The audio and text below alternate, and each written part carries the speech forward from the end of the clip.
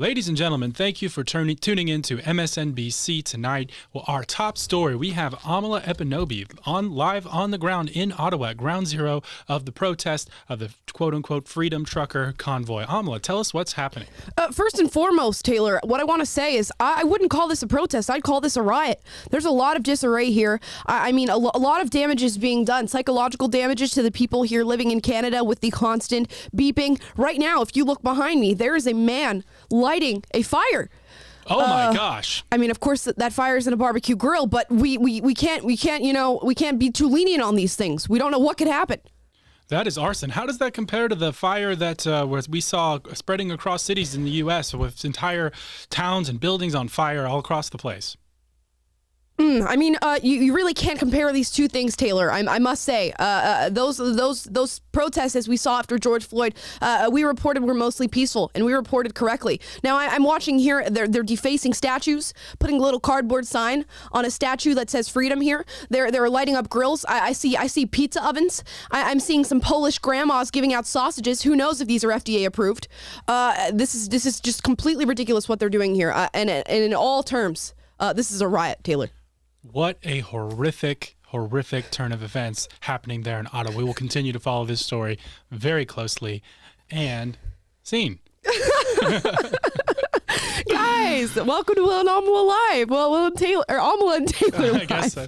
Should we start saying live from LA? It's Will and Amala Live. Like we really should. We should do those SNL cold opens. That'd be fantastic. Guys, I hope you guys are having a fantastic Tuesday. I just got back to LA a couple hours ago. So I was in San Francisco doing an event, and then I flew back in this morning, but we're here. Gosh darn it. I'm not going to leave you guys hanging. We will always have a show for you. Let's get into some of the stories we're going to be talking about today. We have Disney Jr. doing a segment on microaggressions. We have a CNN doctor talking about the possibility of us getting rid of these mask mandates. Surprising from CNN. We have a blatantly racist new trailer from Showtime. We're also going to be talking about GoFundMe and their decision to stop allowing fundraising for the Ottawa Freedom Convoy that is happening right now with those truckers that we just did our reporting on.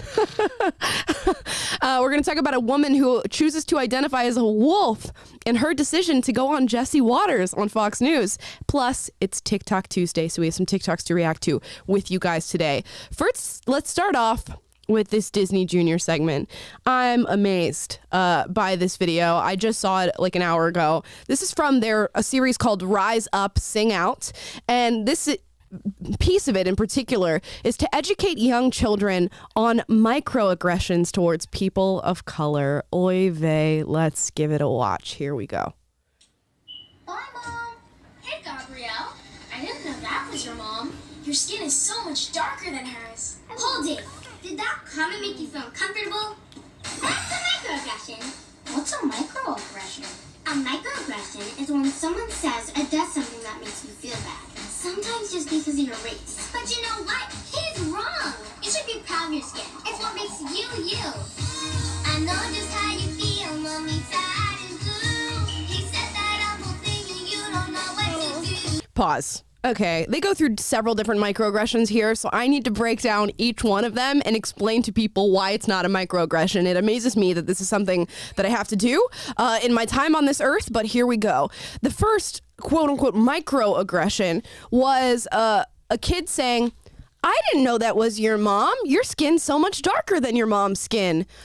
A completely valid thing for a child to say because most children, when we walk around, probably look pretty similar to their parents. Their skin tone looks very similar to their parents. I had the experience of growing up as a child who didn't have the same skin tone as my mom. And kids would look at my white mother and then look at me and go, I didn't know that was your mom. Your skin's so much darker than hers. There's no aggression in that statement. It's a simple observation. And if kids have seen nothing but parents who have the same skin tone as other children, when they see one who doesn't, they're going to go, oh, wow, I didn't know you could have a mom with a different skin tone than you. That's cool. It's just an observation, not a microaggression. Let's move on to the next one. That's not okay to say about your beautiful skin. To back your voice in your power within. Pause again. She goes, that's some beautiful skin. Did anybody tell him differently? Did anybody look at him and say, that skin's not beautiful? No. All the kid said was, your skin is darker. Keep going.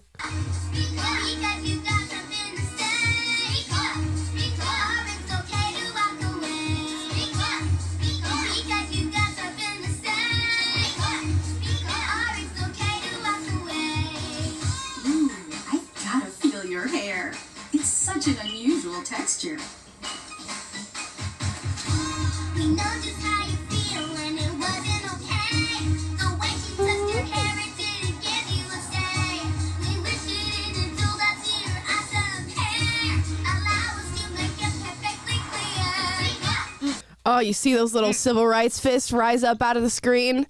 Love that little bit of subliminal messaging for young children who watch Disney Junior. It's just amazing. Now let's run through the second scenario. The second scenario, I'm assuming this is a white woman, walks up to a little brown child and goes, "Oh, I just have to touch your hair. It's so unusual." Okay, let's get one thing out of the way. Don't go touching people's hair for no reason. Ask them if you would like to touch their hair. Just ask. And again, this is an experience that happened to me so much throughout childhood, especially being raised in a particularly white region in Florida. A lot of kids would go, "Oh my gosh, your hair is so curly," or "You have braids. I've never seen hair like that before. Can I touch your hair?" And yes, you can touch my hair. It's okay. And some people might say, "Oh no, I don't want you to touch my hair," which is totally fine. But it is not a microaggression or an unconscious bias or a subliminally racist phrase to go, "Hey, your hair is unusual. It's unlike most of the hair that I've seen in my life. Can I touch it?" Gosh, ridiculous.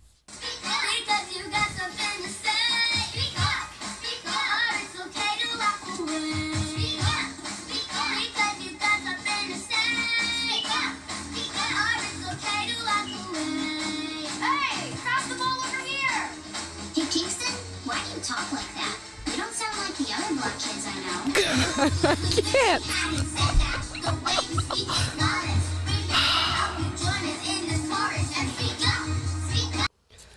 Okay, I'm over. That's the last one. That's the last example.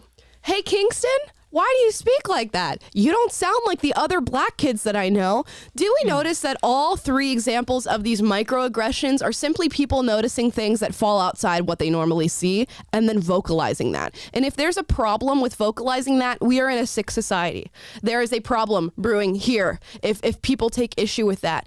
If you hear black children, and I'm going to assume what the subtext of this is that this woman typically hears black children who speak in Ebonics, which is what some people might call ghetto or sort of a broken English. And when she hears this young kid who is speaking outside of Ebonics, she goes, "Well, you don't sound like most of the black kids that I hear."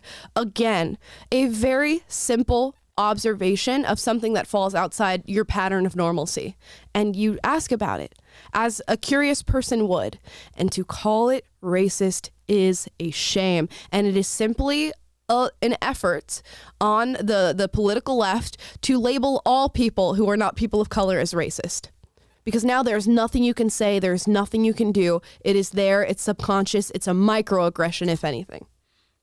I just am beside myself with, outrage and regret that I grew up without this type of cartoon to let me know that when I was living in Honduras as a missionary kid, and all my teachers and classmates would say things like, "Oh, your eyes are so different," and your hair is blonde. I can't believe it.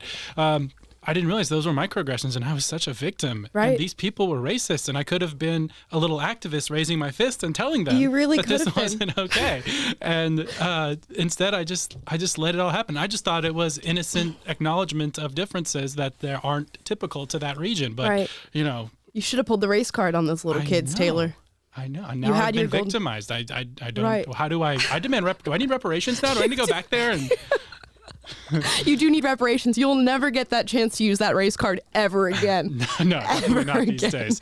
But it's so true. It's just like it's simply an acknowledgement of, it's an innocent thing that kids are doing in school. Like, "Oh, you come from a different background than my household. Let's learn about these differences with one another." You have to teach them that it's racist, and you have to teach them to racialize and think about these terms, and like you're being oppressed or victimized somehow by doing that. Yeah, and let's talk about the circular logic here, because we were told by the woke left, in the beginning, in the beginning, when we were truly trying to combat racism, we said, let's just not talk about race. Let's just go about our own business and let's be colorblind. Let's function with race neutrality, which is what we stand for today, what I stand for today.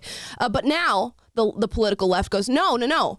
You have to focus on race. We have to have these conversations because the world is built through these racialized structures. We're stratified by race and the very foundation of our country. Therefore, we must talk about it. And then when a little kid walks up to you and goes, hey, I notice your skin's darker, or I notice your hair's curlier. Can I touch it? Or I notice you speak differently than other black people in this neighborhood. We don't want to talk about it. That's a microaggression. So really figure out what you want. Do you want to talk about race? Do you want to talk about the differences? Do you want to talk about the things that come along with that? Or do you not want to talk about it? Because I'm getting mixed messages here. It's giving me whiplash. Just amazing. So watch what your kids are watching on Disney, because they could be watching this. Again, this is a series called Rise Up, Sing Out, which sounds perfectly fine. Sounds like it could be a very neutral show, but this is the messaging that your children are getting when they watch Disney Junior. So I, for one, when I'm a parent, am going to be watching every single program that my kids have in front of them. And luckily, they won't have the need to do this. So many kids have technology right in front of their eyes that they're getting this indoctrination just hand over fist. I don't plan on that being the case for my children. But if they are watching programming, certainly not this. You just see a kid that's been watching this and their mom's like, okay, time for bed. Let's go brush your hair. Mom, you can't touch my hair. That's right. a microaggression. Oh my gosh. That's literally like they are making every effort in the media that they can to raise your children to be little activists. Yes. And to indoctrinate them with this worldview. And you can't just take for granted that, there's kids shows that's safe, that's on the children's channel, they can watch it. It's not like that anymore, which is sad, because back in my day, I don't think that was nearly as much of a concern, but these days you have to know what they're being taught in school. You have to look at what they're watching. It's a uphill battle for a parent. Yeah, and let's talk about the exploitative nature of indoctrination when it comes to children and these Disney programs like this. Because what they do is they exploit a child's want to be good and to do good things. We reacted to a video of a kindergarten teacher talking about how young kids are just born and bred to be social justice warriors because they want so badly to be good and they want so badly to do the right thing. And if we can exploit that natural tendency in them, we can get them to promote our agenda. And that's disgusting, because that's what this is doing. They're teaching kids that curiosity is bullying, and it's a microaggression, and that it carries racism. And what a harmful thing to teach a child who will never want to ask another kid a question in their life because they're scared of being labeled this way. If I was a little white kid watching this, I would just be like, okay, I'm not going to ask the black kids any questions. I'm not going to go and talk to them, because what if it's a microaggression and I don't know what a microaggression is? Disney gave me 3 stupid examples, but now I'm just not going to go do it. I'm not going to go talk to them because something bad might happen. That's exactly what they're teaching young children here. It's disgusting. Yeah, it that's really not is. a good way to foster community, mutual understanding, learning about people who are different from you, and learning really how much you have in common with them. Yep. Instead, it's all racialized, and you're going to be like more averse to interacting, and it's going to make any interactions that you do have weird, because it's all charged with this racist narrative that you're trying to avoid these imaginary landmines. So, yep. Tragic. It is very, very tragic. Now, before we move on to our next story, which, sneak peek there, where racism takes a new form, and it's a show on Showtime that is going to be released here shortly. I want to make sure you guys are watching on Will and Amala live, not on PragerU, although we love PragerU and we work for PragerU. We're making our own channel for this show called Will and Amala Live. It's on YouTube now. Just type it in your search bar or go to the description down below. It is linked there, and give us a little follow. Plus, click that notification bell to be notified every single day when we go live. We'll be posting clips from the show just for you guys and exclusive content like YouTube Shorts and things like that. So go subscribe. That'll be your gift to me. Now let's get into this trailer from Showtime. You want to talk racism? I'm going to let this speak for itself. Here we go. I think what annoys me most about white people is when they pretend like they're the victim. Wow. What's also annoying is when they kill us. What is Casual. Just casual. What's really annoying about white people is when they act like the victim. You know what would happen if a white person sat up and said, you know what's really annoying about black people is when they act like victims. You know what else is really annoying about black people? When they kill other people. Imagine if somebody said that. Imagine if that was the way that this trailer started out. Fires would be burning just like the ones after the George Floyd, protests and riots. That's what would be happening right here, right now. But no, this is fully okay, and it gets funded by Showtime, and they produce this and put this out. Let's continue. Fragile about whiteness when everything has been constructed around it. Every part of who I am has been distorted or criminalized. It's really just a bunch of white lies. We're storming the Capitol! You're not patriots. You're ridiculous. One of the definitions of American whiteness is ignorance. I'm speechless. I am so speechless that this can be put out onto the airwaves. One of the definitions of American whiteness is ignorance. Again, just imagine that being said about any other race. Imagine it for 2 seconds. Goodness, keep going. White people, we are not your problem. You are. Should white people today feel any responsibility for slavery? Hell yeah. White Jesus or black Jesus? Jesus was not. Hell yeah. You know what other countries punish the people who live now for the crimes of their ancestors? North Korea and China. Hell yeah, though. Let's punish white people for a crime that they didn't commit, and that most people living in America right now, most white people, are not ancestors of slave owners. So, hell yeah, brother. Wait, think of geography. Ain't no way Jesus walked around with blonde hair and blue eyes. White culture fears the end of the world. For us as Native people, the end of the world already happened like multiple times. Symbols and monuments, these are mementos of racism. Bring that statue down. Put up a TCBY yogurt or something everybody can get behind. Pause again. There's so many things in here that are so fundamentally wrong. He just said that mementos and memories and symbols from history all emit racism. And think about, again, what the subtext of that statement is. The subtext of that statement is that we need to go and erase the history, which is why they've gone through and they've taken statues out of city councils. New York City is a great example of this. Why we had our statues brought down by the Black Lives Matter protesters during the George Floyd riots. Why they're constantly trying to erase certain parts of our history, yet accusing us of doing that. And this is exactly the reasoning behind it. And it's an argument that I've made so often on this show, but I will make it again.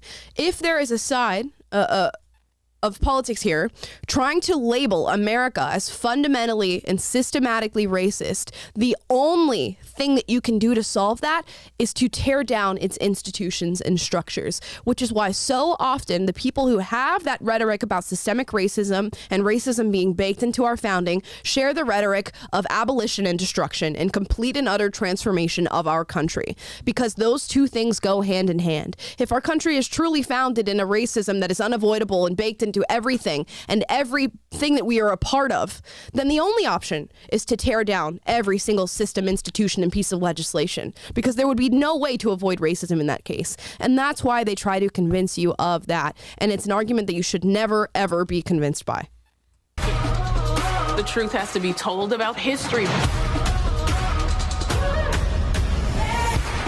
We have to make sure that these stories are told from our perspective. There's always hope. You know what I'm saying? We don't give up. It's about obliterating systemic and institutionalized racism. This is a wild place, y'all. It's a wild place. I know Harriet and Frederick be up there just like, what is they gonna do? I think Harriet and Frederick are up there going, what is wrong with you? That's what I think they're asking right now. And again, that guy just said exactly what I just communicated to you guys, but in different words. They want to obliterate systemic and institutionalized racism. How do you obliterate something that is baked into a country? How do you obliterate something that you claim white people are born with? Can anybody explain that to me? And any simple thinking will get you to how they would achieve that. And telling things from a POC point of view. What exactly is a POC point of view? For those of you who don't know, POC means person of color. But what exactly is a POC point of view? Because I don't share this point of view at all. So clearly there's some deviation based on skin color here. And here is the title here. Everything's gonna be all white. It feels satirical, but it's not. This is a real deal Holyfield life. Somebody put this out and approved it. The title is kind of it goes against everything else that they're saying and throughout the video. Their goal is to abolish whiteness, so everything's going to be all non-white is really what they're after. Yep. I just have no words. I really have no words. You know who would really endorse this and talk about, whiteness being placed above all else and how it's so foundational to our country that white people are supreme and how, perfection and objectivity are white values. You know who else would say that? The KKK would say that. That's exactly who would endorse a message like this. And to hear it written and spoken and promoted by a side that claims to be progressive is just so beyond me. It's so beyond me. So we will watch out for this Showtime show that apparently comes out February 11th.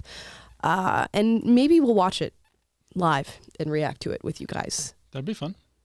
Would it be fun? I don't know, but questionable. I think you nailed it when you're talking about like these ideas, and really this show itself is just a part of this larger movement of this woke left or hyper progressive wing today that is dominating the airwaves, that they're not trying to reform things. They're not trying to go back to our roots, the good roots in any way. They don't acknowledge that there's anything good to go back to. All they see ahead of them is this utopia in which their ideology controls everything, and they've beaten every other perspective and all of our history and all the ideas and values that the country was built on until they've beaten all that out of the picture and under submission, and all that's left is allies and the people who are running the show and who call the shots. Yeah, and let's be clear, they have no plan for after all that happens. Their only direct plan is to destroy what we have currently and abolish what we have currently. And then after that, it's butterflies and rainbows and we take care of each other and equity and social work.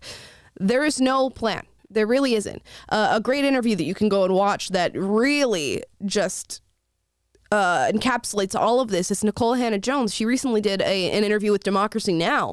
Where she talks about a new Nicole Hannah-Jones, Patrisse Cullors, the founder of Black Lives Matter, where she's putting out a new book because, remember, she had to take time off after the riots and after all this Black Lives Matter fundraising and things. She had to take time off to heal. Those are her words. She had to heal. And look at a lot of houses. And look at more real estate, yeah. Look at more mansions to buy with her millions and millions of dollars. But guess what? I guess Patrisse Cullors is done healing because she's putting out a book on how to be an abolitionist. And when pressed on what life looks like after abolition, no answers. It looks like care. It looks like equity. It looks like togetherness and unity. Okay, Patrisse. Okay. As soon as you have a detailed list of what actually happens after that, maybe we'll consider your argument. But so far, there is none. Now, let's move on to some COVID-related news. We always have to have the COVID-related news because it's simply non-stop. Here is CNN talking about mask mandates in the future. Should they exist now? Should we start sort of backing out of these mask mandates and allow people to make choices? Oh my gosh. Who would have ever thought of such a heinous idea? Here we go. You say we can start removing at least some coronavirus restrictions now. Tell us why. Well, I agree with Colorado, with many other local and state jurisdictions that are beginning to lift government mandates. And I think this is the key. I'm not saying that we should be stopping masking, but rather that this needs to shift from a government requirement to an individual decision. The government can't keep on telling our citizens that this is a 5-alarm fire all the time. People are just going to start tuning it out and not pay attention. They'll be desensitized. And so what needs to happen is we need to end the state of emergency and preserve the ability of public health authorities to reinstitute mandates in the future if we see more dangerous variants later. Yeah. start, you say. No, we need to get rid of the mandates now so that people feel like we're not exercising too much control so that we can exercise that control later. It's really a strategic move on her part. Quite a smart move to, not be too heavy on the things that you're trying to make people complacent with so that you can still use that power later. Because I have a feeling in a few years from now, if we try to do this again with maybe another virus or another variant, because there's always going to be another variant, I have a feeling it's going to be a boy who cried wolf situation where the government screams at everybody to put their masks on and everybody goes, you know what? You did that 2 years ago. And then you told me it was going to be for 2 weeks or a few months, and then it ended up being 2 years. So now I'm not going to listen. So really, this is a sort of art of war act on her part to say, no, let's let up the mask mandates for now so that later we can bring them back onto the people. Yeah, I love how proudly she introduces the idea of individual choice, as though it's like this awesome discovery that breaking on CNN, we've discovered that you may not need to impose all kinds of crazy restrictions on an entire country. We can have some things be left up to individual choice and allow people to assess risks for themselves. Imagine what that. a novel concept. Right. It's the confidence for me, as I always say. It is the confidence for me that a news network that has been touting the false COVID narrative for 2 years now is suddenly, with really great timing for what is happening politically in this country and what we'll all be involved in as far as voting goes. But yeah, it's really good timing now that all these blue states and districts are going, you know what? Maybe we'll give people a little bit of freedom back just in time to reinstate our power. They just have so many other wins over the past year or so to run on, in these upcoming elections. Yes. It's sorry.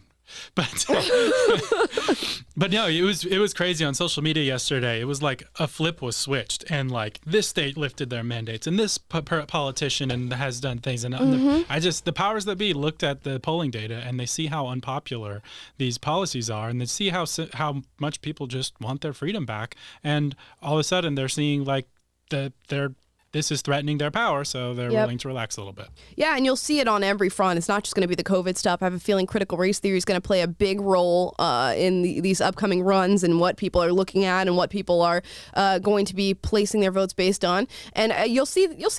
You'll see them flip-flop on things that they would have said a year ago that they won't say now, and it'll be the same thing with COVID. It's just amazing. Now, speaking of COVID, we opened today talking about MSNBC and their coverage of the Freedom Convoy. Here's an article talking about that. This is Daily Caller. MSNBC staffers hyperventilate about Canadian insurrection armed with Plinko tables, pizza ovens, and hot tubs.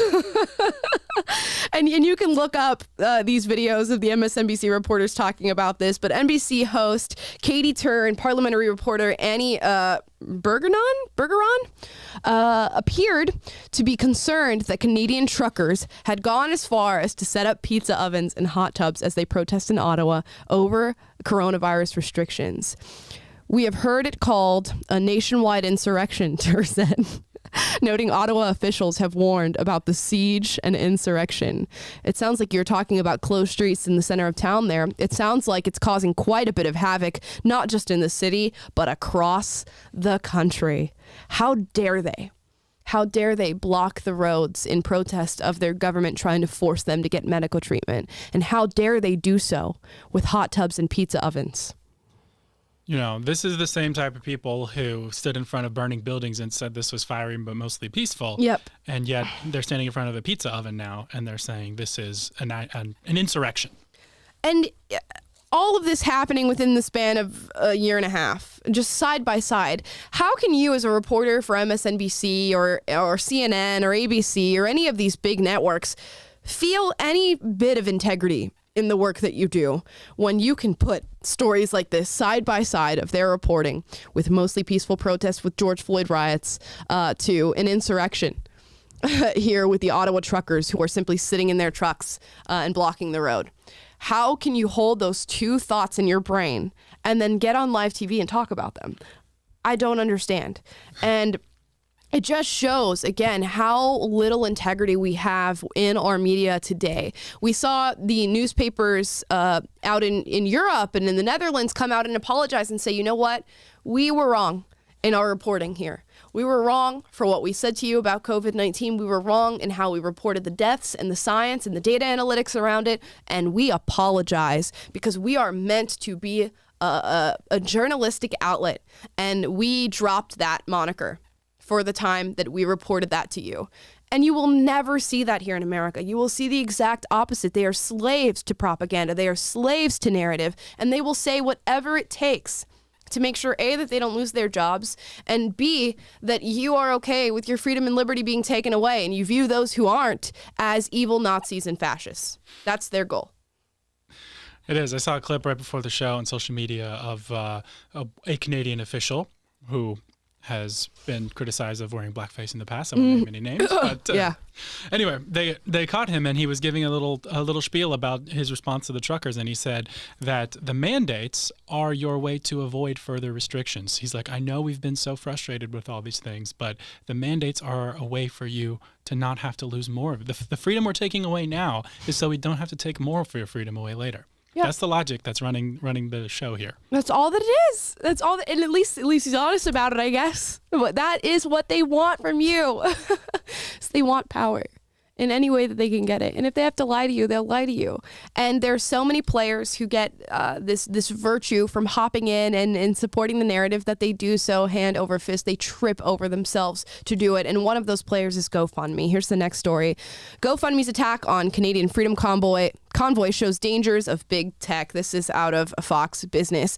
Essentially, this Freedom Convoy, the Canadian Freedom Convoy, had amassed around $10 million in GoFundMe fundraising. Now, GoFundMe has paused and froze those fundraisers, and now they're saying you have X amount of time to request your money back for refund, or they get to choose where your money goes. And we all know where GoFundMe is going to put that money. It's going to be leftist organizations. I'll say allegedly. It's just speculative. But that is exactly where the money's going to go to. It's going to go towards racial education and equity and anti-fascism. That's where they would put your money.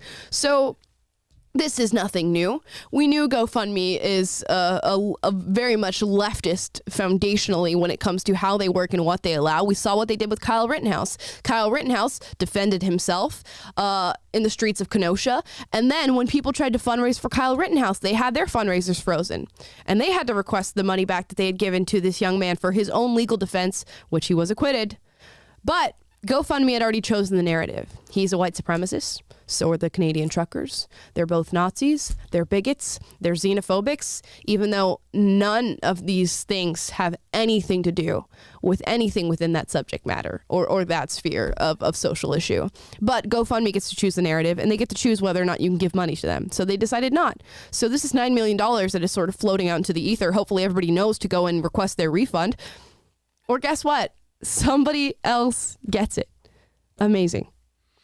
It is, and they're doing it right in front of your face, and they get a free pass because they're on from the media. Like the mainstream media is not reporting on this with any sort of criticism whatsoever. It reminds me of what we saw with the whole Whoopi Goldberg situation. It's like if you're politically on one side, then you get a free pass from the media, and there's no further investigation into what you're doing or into any hypocrisy that may be at play. Which, by the way, the rationale that GoFundMe used to freeze the funds that were donated for the Freedom Truckers was that they found evidence from law enforcement that the previously peaceful demonstration has become an occupation. And yet, here's a tweet from the GoFundMe account from 2020. In a community with no police, this farmer's feeding people and bringing them closer together. Learn how you can support Marcus's mission within the CHOP. The CHOP was the Capitol Hill occupied or organized protest from Seattle a couple years ago, an occupation of the Capitol Hill. So they're saying we froze the truckers' money because it's an occupation. But 2 years ago, they're tweeting in favor of promoting a fundraiser for an occupation on the other side. So double standard much? There's so many examples of just double standards that you can place side by side right next to each other, and still over the heads of others it goes. Over the heads of others it goes, in one ear and out the other. It's just fantastic. And they talk about how, at first the Freedom Convoy, maybe GoFundMe would have supported it, but it's gotten dangerous. There have been 3 arrests from the Freedom Convoy as of today. 3 arrests done. Yet GoFundMe hosted several fundraisers for Black Lives Matter, who killed 24 people in the streets during the George Floyd riots. And I keep going back to this example because it is such a perfect example of if you support an agenda that is great for mainstream media and great for GoFundMe, you can do whatever you want. You can go in the street, you can burn down businesses, you can kill people, some of whom were black, in the streets in the name of Black Lives Matter, and you can still fundraise. And the mainstream media will report on you favorably. And you can have people just, shining your shoes and bowing down at your feet. But as soon as you go against it, you are a fascist. You can't raise money. The mainstream media attacks you. That's the country that we live in right now. I think there have been more arrests now for people that have been bringing gas to the truckers. So those violent insurrectionists that are delivering gas to truckers. And also, I think the latest on the story, people are saying in the chat that GoFundMe has begun issuing the automatic refunds because of the legal pressure and the threat of litigation. Well, good. They should, oh my gosh, they should be sued. Not good word. not a nice word. And they should be just refunding everybody's money. It's just ridiculous that you can take $10 million that is amassed for these people and then just do whatever you want with it. And it's the same for Kyle Rittenhouse, the same thing that they did for them. So simply ridiculous. And that's it for COVID news. Luckily. We made it through another day in the 2-year stint of COVID news. Now, let's move on to some fun stuff. We have TikTok Tuesday as well as Dear Brian that was trending on Twitter today. We want to get your guys' take on this as well as give you ours. I saw that Dear Brian was trending. I thought, okay, who's this Brian guy and what are people saying about him? Apparently, Brian Suave, Rico Suave here, tweeted out, "Dear ladies, there's no reason whatsoever for you to post pictures of yourself in low-cut shirts, bikinis, bra, and underwear, or anything similar, ever. Not to show your weight loss journey, not to show your newborn baby, not to document your birth story. Your brothers." Ooh, spicy tweet. Take. Spicy take. I'm sure that's going to make the feminists very happy. It's made the feminists extremely upset, and they all came after Brian. Let's see. One's here saying, "Dear Brian, we don't care what you think. Leave us alone." Signed, literally all women. So people have been coming at him. You can see the quote tweets are about nearly 7K now, and only 1.6K likes. So my take on this is we do live in the free world. Yeah, women can post whatever they want, and if that happens to be pictures in low-cut shirts, bikinis, bra, and underwear, or anything similar, Brian, so be it. Now, should women get upset when they get attention after posting these pictures, and attention maybe that they did not, quote-unquote, ask for, or attention that they do not like? Maybe not. Different argument, different thing to discuss. But as far as being able to post that on social media, especially as it pertains to your newborn baby or your birth story, who cares? Taylor? Yeah, I mean, if you look at this guy's profile, he is a pastor, and obviously on the very conservative side of Christianity, and this is his take, and in the moral framework in which he's living, it's a valid take. And I think the interesting thing about this is what free speech looks like. A guy gets on Twitter, says, "Here's my opinion. Here's how I see things," and we have people responding to him, and it's creating conversations, and it's making people respond, hopefully, thoughtfully and civilly. For the most part, not. It's stoking a lot of anger. But to be fair, I mean, his tone is pretty aggressive. It's very fatherly and right. almost talking down in a sense. But I don't know. I mean, it's an interesting conversation. It's interesting that people are, clapping back, and that it was such a provocative thing to say that it became a national trend. Right. It's amazing to me that something like this, which is a pretty commonplace thing to say, don't post pictures in low-cut shirts or bikinis and blah, blah, blah. I mean, there's no reason for you to do that. Okay. That's a true statement. There literally is no reason for you to do that. But why is this so controversial? It's because I think people constantly want to find something that's offensive so they can jump down somebody's throat. And today, that's Brian Suave. It's not too suave today. It's not too suave. I put a poll on the Will and Amala channel, by the way. Surprisingly, so far, I said, "Do you agree with Brian?" And 49% say no, 51% say yes. Okay. So we have a very conservative audience. We're apparently on the Will and we're Amala pretty channel 50-50 today. split. Yeah. I mean, you can post what you want. Would I go and encourage a young woman in particular to go and post that sort of stuff? No. But if she wants to and she does it, that's your own business. That's your own choice. You will get whatever repercussions come from that choice. And that's that. So shouts out to Brian. You put out the bait, you're gonna catch the fish. but that whatever type of bait you put out, is that's the type true. of fish you're gonna catch. That is true. So don't come a crying when you get the wrong sort of attention, or guys who bother you all the time. Anyways, moving on. We're gonna get into TikTok Tuesday. Our first TikTok is going to be about whether or not wanting to date trans people is transphobic, but I thought we should preface this with a clip from Fox News. This is from Waters World. They had a woman on his show that identifies as a wolf. I can't believe I'm saying these words. Here's the clip. I've never interviewed a wolf before. How do you identify? I just want to say somebody commented and said Howard Stern is looking really weird here, and I think that's... Oh no.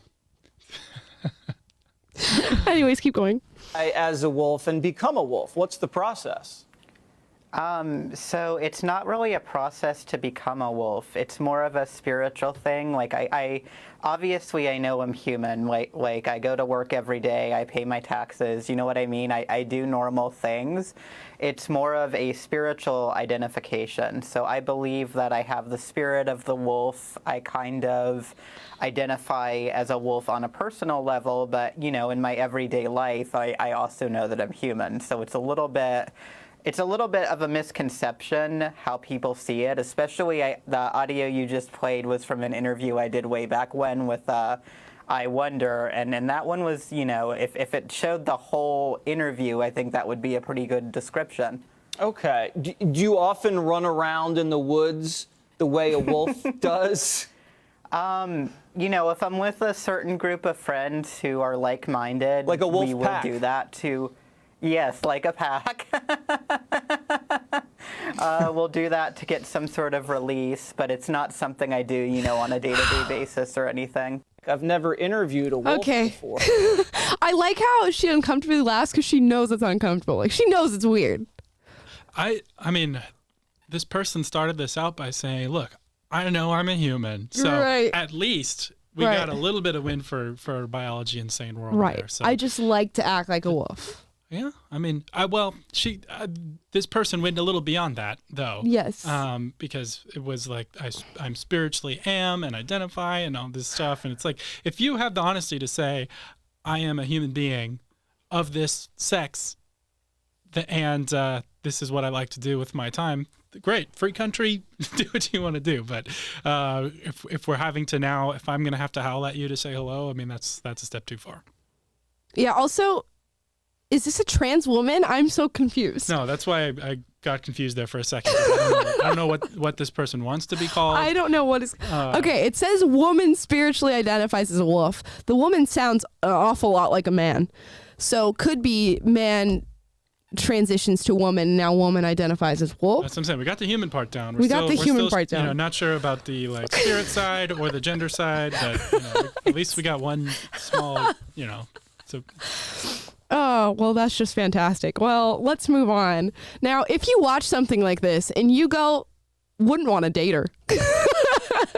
Apparently, you're transphobic. Here's this video. Would that be a microaggression? That's a microaggression. Also, no, it's just a flat-out aggression. Yeah, that's a violent attack. It's a macroaggression. And you're a transphobe who should be fired. Here's the video. So if the only reason you don't want to date someone boils down to the fact that they're trans, that's transphobia right there. Let's go over a couple of situations. So if you don't want to date a trans woman because you want kids, well, you better be keeping that same attitude with cis women who are infertile or... No, I don't want to date a trans woman. I'm speaking as a man here. I don't want to date a trans woman because they're not a woman. I want to date somebody who's a biological female, and that doesn't have to do with the ability to reproduce, although that is going to be a subsequent problem if you date somebody who is a trans woman. It has to do with the fact that you're not a biological woman. Let's keep watching. That's transphobia. If you don't want to date a trans woman because you're not attracted to trans women, I would absolutely love to know how you're able to identify correctly who is a trans woman on site 100% of the time, because that is just impressive. I wish I had that ability. I'd love to be able to have even more trans solidarity. And then I'd love to have even more solidarity with trans people. Do I get my virtue points, mommy government, for that? I would love to be even more in solidarity with the trans community. Oh gosh, keep watching. Also, just being super straight is the all lives matter of sexualities. It's not a real sexuality. It literally is just something that's made up to make fun of trans people and to hate on trans people. So, yes, super straights, I don't respect you and I don't respect that sexuality. Bye. Imagine if you turned around and said this to him. I don't respect you and I don't respect your sexuality. Firebombed, publicly hung, canceled for saying that. But they can tell you that because you are a straight person who wants to date a man who wants to date biological real women, that you're a bigot and you're a transphobe. All I know is the flow from the Progressive commercial sounds like she has a cold. Or did she get all her jabs? Because there might be a little Omicron going on. I didn't know Flo was political. This is just amazing. I don't know. And it's not, again, it's not about fertility and being able to have a child. It's not about whether or not to the naked eye you can identify someone as trans or not, because with the surgeries and the medical treatments that we're going through right now, it can be quite difficult. In several cases, I've seen several trans women that look nothing like men whatsoever. It's not about the look to the naked eye. It's not about the ability to reproduce. It's your biology. You're not a woman. I'm so sorry to tell you. I'm so sorry that no matter what you do on the outside of your body, it does not make you a biological woman. And that tends to be the problem for people who identify as super straight, or as I would just say, straight. They're just straight. Men felt the need to create this super straight category and label it as super straight because of this extreme campaign from trans people and trans allies, if we want to call it that, to force dating on straight men and say that you should date a trans woman or you're transphobic. So they had to go and say, no, well, I'm super straight, which means I don't date trans women. No, you're just straight. You're just straight because a trans woman is not a biological woman. You are simply straight. So yeah, hashtag simply straight. Simply straight. You're simply straight. Hey, in a world where this is out of Newsweek today, Jordan Peterson posted it, but nearly 40% of U.S. Gen Zs and 30% of young Christians identify as LGBTQ, according to a new poll. So that's the world we're living in today, where if you're simply straight, that is an act of violence. And meantime, this ideology has proliferated so much so that apparently we never knew how 30% of the United States population or the world population was secretly transgender for, tens of thousands of years. And now we've just in this last couple of years, 5 years, we've discovered that all these new magical pronouns and genders exist and divergent identities and all this stuff. We were just suppressing it all this time. There's not this massive new ideology that's just spreading and people are buying into that's causing that doesn't correspond to reality, and that's causing them to have depression, suicide rates much higher than any other population group that we've seen. Oh, don't put me on my rant again, Taylor. I'll do it again. I will do my transgender suicide rant again for everybody who's listening right now.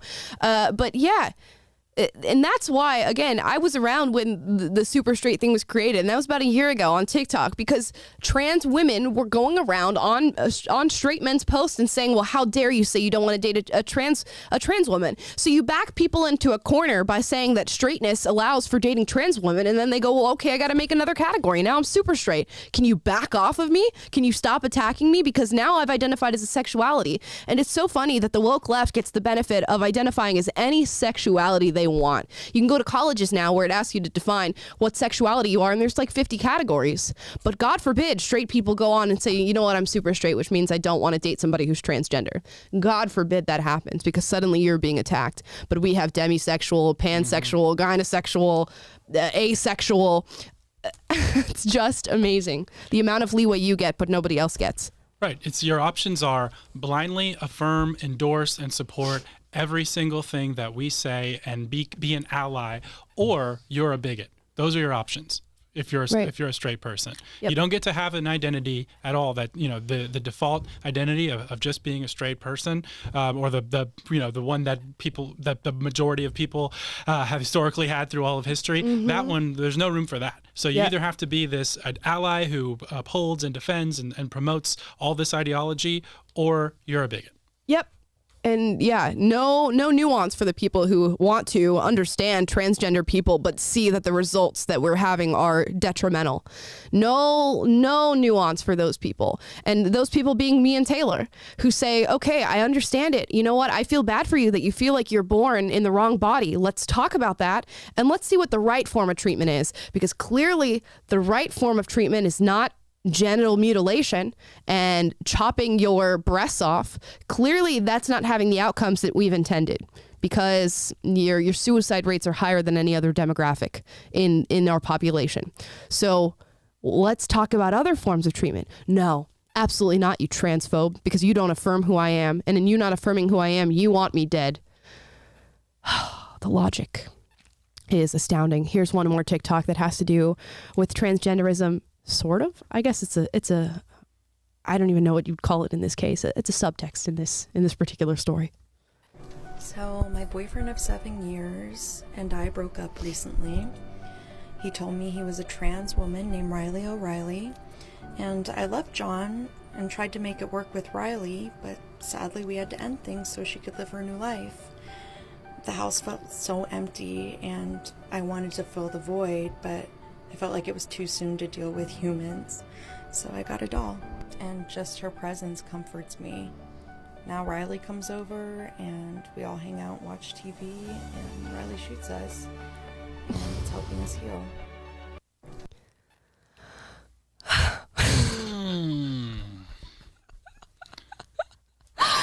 Okay, first of all, just a logistics question here before I get into my actual... Why did you buy a female doll? Because I thought you were trying to replace John as male and not Riley, but you bought a female doll. Just a logistics question. Please clarify for me if you ever watch this, which you won't. But amazing. So many layers of what seems to be mental issues involved in this story. I just don't know where to start. Taylor.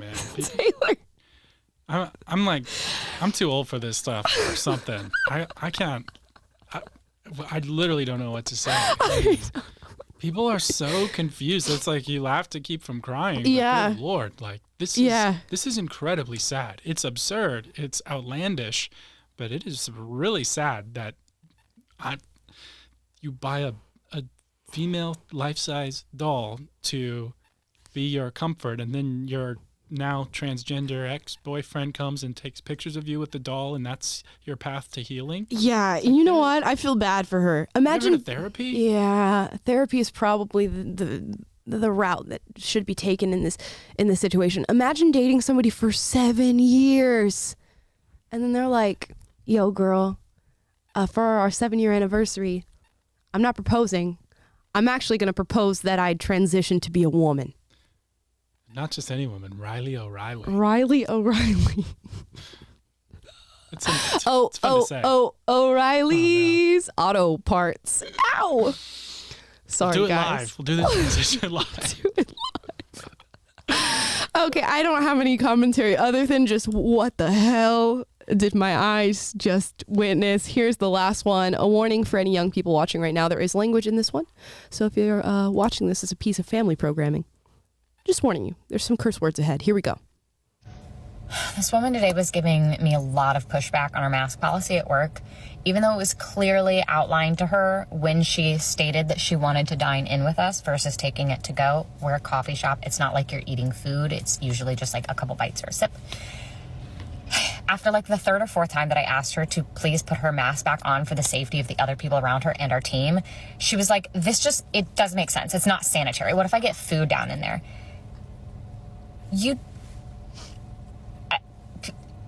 I just don't even think people realize that service industry workers spend anywhere from 6 to 12 and even 14 hours a day living in this mask. I have to eat all of my food and beverages that I eat in a day doing this. You can do it for 30 minutes. 30 minutes to stop fucking. Oh my God. Okay. Pause. This is some thinking that I've seen for quite some time. You can go on TikTok and find thousands of videos that express exactly this. Oh, I work in retail, or I work in food service, and I wear my mask all day long, or I'm a flight attendant, and I wear my mask for 14 hours. Why can't you get on the plane and wear it for 30 minutes? Totally get it. Anybody who is thinking reasonably, that might be their first reaction. Your problem shouldn't be with the people who don't want to wear the mask. Your problem should be with the people who are telling you that you have to for 8 hours a day. That's where your issue should lie.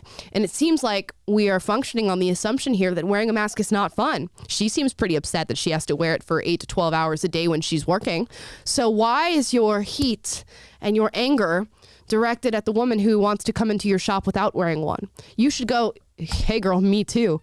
But the powers that be tell me that I have to wear one every single day. Why is your qualm with her and not the people who are enforcing this on you? Simple question. Yeah, it's the same thing that I've been saying all year with the NFL during the NFL football season. They had all these restrictions for like the unvaccinated players, and they're not allowed to eat with the team. They have to stay in a separate hotel. They can't work out with the team. They had to do all the an insane number of tests and all this stuff. And the question was never, and then so certain people would be unvaccinated, and they would, all the criticism of the media would be focused on the fact that these players aren't vaccinated. Mm-hmm. And so they're going to miss X amount of time because they were exposed to something or whatever. And it's the criticism was never directed at the absurdity of the rules themselves. It was directed at the people who just exercise their freedom of choice. Right. These are the people who are going to lead the way for you to not have to do that at work anymore. That's what people forget, is that when we fight for free speech or freedom of choice, we're fighting for your free speech and your freedom of choice too. It's not just us. We're not just trying to fight to sit in an echo chamber where we can all just talk about how great we are. We're fighting for you to be able to speak, for you to not have to wear your mask, for you to not have to get vaccinated if you don't want to. And that seems to be, there seems to be some dissonance there. People don't understand that. So again, and for all the people who are watching who work in retail or food service and have to do that, don't get mad at the people who come into your establishment or where you're working and don't want to do that, because you're probably in the same boat as them. So readjust where your anger is going and who your anger is directed towards, because it shouldn't be towards the people who want their own choices.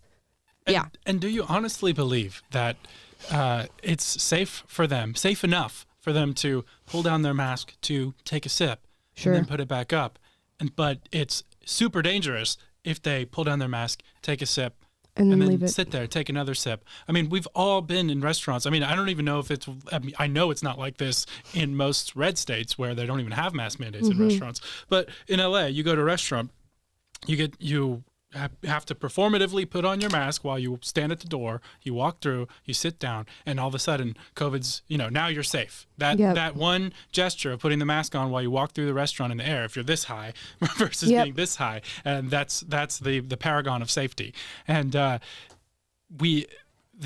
so to put the focus on someone who's not replacing their mask in between bites, that's what's angering you, rather than the idiocy of these policies. We all know how dumb they are and these ideas, and you're already wearing your mask 12 hours a day. Well, how far does the government have to push you? And how what if they said 24 hours a day? What if they told you to sleep with it on? Would you be doing that? At what point would you be like, hey, maybe there's some nonsense at play here, and I'm not going to stand for it. I'm not going to mindlessly comply with it. Yep. You have faith in something that is unsubstantiated, and you are literally engaging in a ritual for something that does not exist and does not help. That's what you're doing. There's a certain amount of religiosity to this and to what people are doing. They've adopted their own religion here when it comes to that.